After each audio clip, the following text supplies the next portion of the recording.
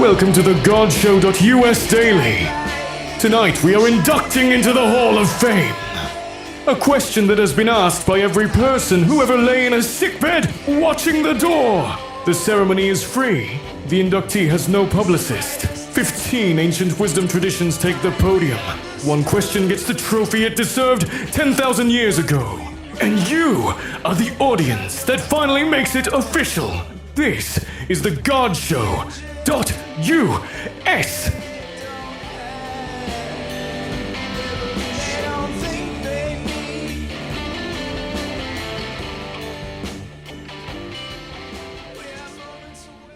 The GodShow.us is a free daily multilingual project where one question gets answered through 15 wisdom traditions.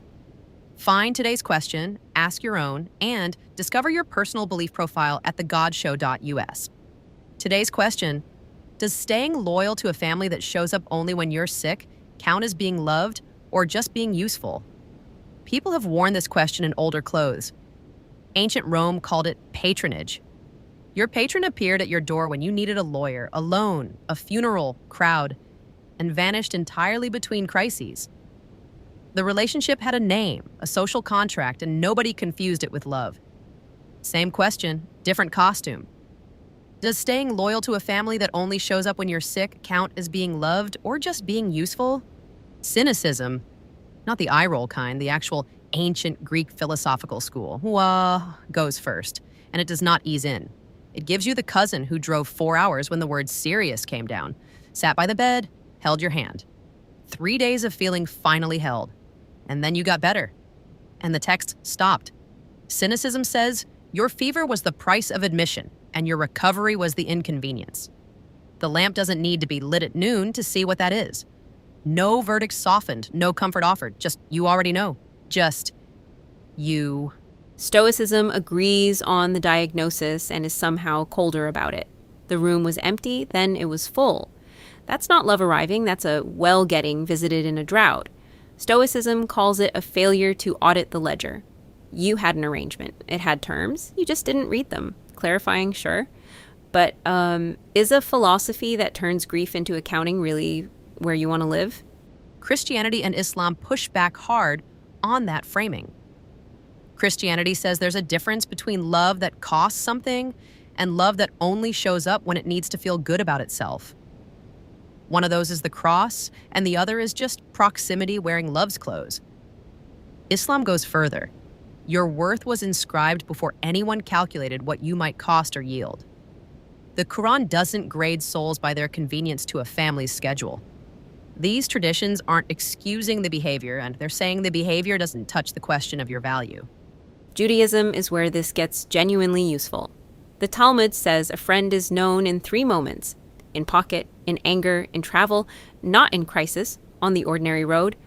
The move Judaism makes is asking, on an ordinary day when you were simply alive and not yet an emergency, who came then? Not the casserole during the fever, the cup of coffee when nothing was wrong. You can actually run that test right now on your own people.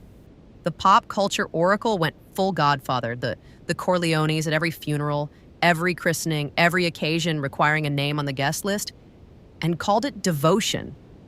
But the oracle reference that cuts deepest today is Dorothy's slippers, on her feet the whole time.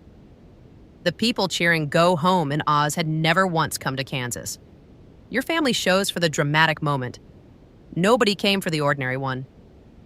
Vedanta calls this the dreamer, asking whether the dream characters love them. Wake even slightly and the question doesn't get answered. It dissolves. Absurdism lands somewhere different. Yes, it's conditional, transactional, faintly insulting. Name it clearly, then decide anyway. Eyes open whether you still want the table. Not because it redeems them. Because you chose it. That's not love received. That's dignity kept.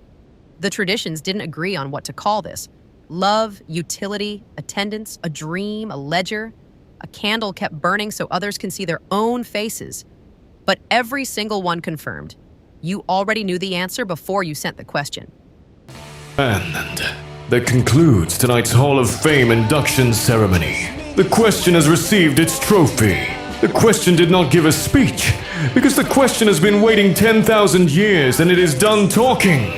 it is waiting for you to answer it.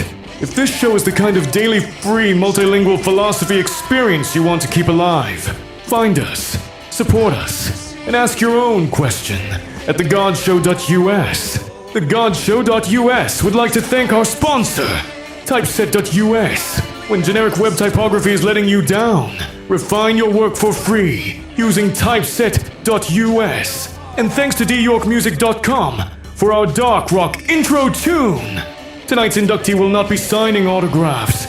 It will simply be sitting quietly at your family's table at the ordinary meal, noting who showed up. See you tomorrow for our take on the God Show's question of the day.